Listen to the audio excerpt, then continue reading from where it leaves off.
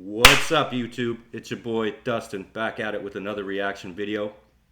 Today we have a suggestion from a viewer on the last track that I did off of King's Disease 2, EPMD2. And they recommended that I take a look at this one. It's called Death Row East. I can only assume that it's taken us back to the mid-90s and the East versus West thing. So let's get into it. Let's find out.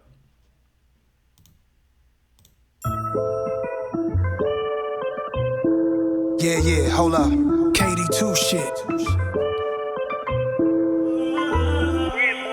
Hey, hold up, come on, whoa. Right back at this, right back. I love this beat. It's kind of got like a grimy East Coast feeling to it, but it's also got a little bit of a tinge of the West Coast to it too, which is fitting. So I like it. Right back, hold up, whoa. High on life, drunk off dark liquor, chicken eerie. Like I threw on Thriller, bitch I'm a hard hitter. Rolex clocks and killers holding the order. I'm praying God delivers. I had runners with Suge, niggas would have been shook. At the height of the beef, they started. So if you guys don't know, Suge Knight created Death Row record label. It's actually now owned by Snoop Dogg because Suge's in jail. Shocking, I know. But, and fun fact about that, my favorite Canadian rapper, Mercules, is signed to Death Row. He was signed by Snoop. So hopefully we'll definitely be getting to reacting to some of his music because he's phenomenal. But let's get back at this. Death Row East, damn, I even saw they tease on some of my G's. Notorious label, the story was made in the streets. Now it's real life movies. Rest in peace, Ill Will. Let's talk about it. We the smartest, not the loudest, came about the project houses where they resort to violence. Hennessy bottles on the curb, little niggas trying to serve. Let's talk about it.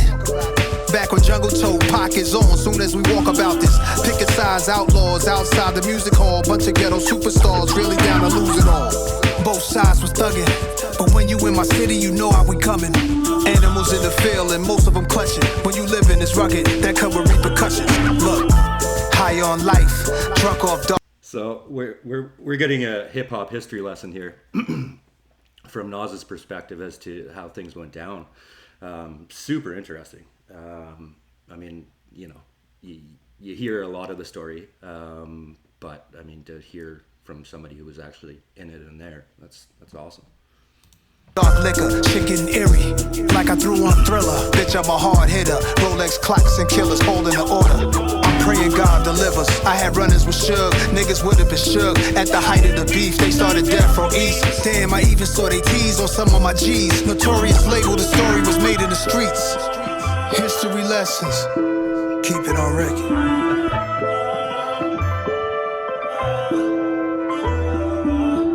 Let's talk about it.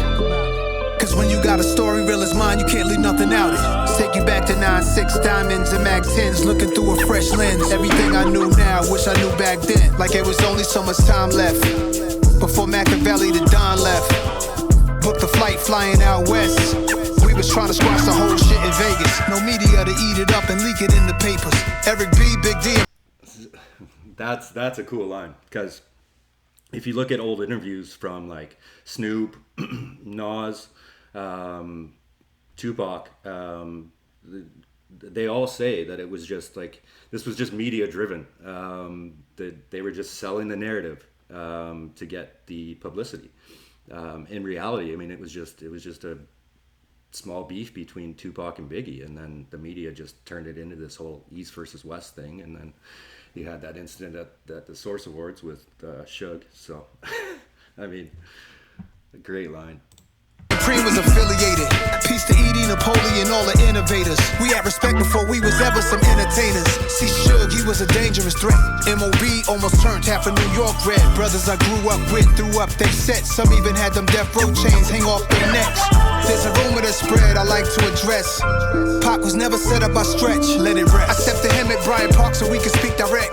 He didn't disrespect, we plan to reconnect. I flew to Vegas to shoot the Street Dreams video and link with Tupac. Try to squash the East Coast, West Coast beef. We didn't talk, but he was still alive in the hospital, and it rained that day in Vegas. Rest in power. This is my nigga Nas, and we both got one thing in common. We both represent Queens to the fullest. Alright? This brother was good enough to stop his show, and I want everybody in here, everybody stand up on their feet first and foremost, please. At 7:03 p.m. New York time, 4:03 p.m. Las Vegas time, Tupac Shakur passed away, y'all. Give me a moment of silence. That's super cool.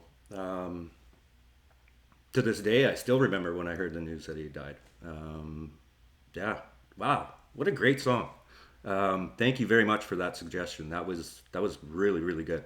Yeah, I'd really like to. I mean, Tupac's one of my favorite artists, so I mean, we're gonna hit on him as well. But that was, like I said earlier, I mean, that was awesome to hear Nas's side of the story, and you know, he's such a storyteller, and he was giving us, you know, history lessons and facts.